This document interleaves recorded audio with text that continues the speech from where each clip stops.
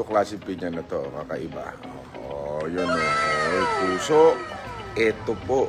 Ito na ang pinya ni Bong Revilla. Ayan, napakatamis nito. Hinog sa panahon at hindi hinog sa pilit. Ito klaseng pinya na to, kakaiba. Oh, yun o. Oh, puso. Yan ang pusong pinya.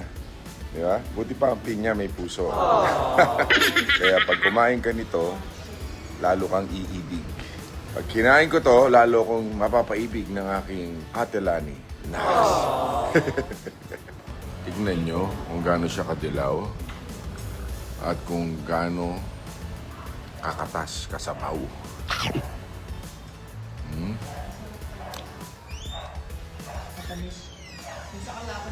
Nakakatamis. So yun po, iningit ko lang kayo. Mag-request na kayo, text nyo na ako kung gusto nyo.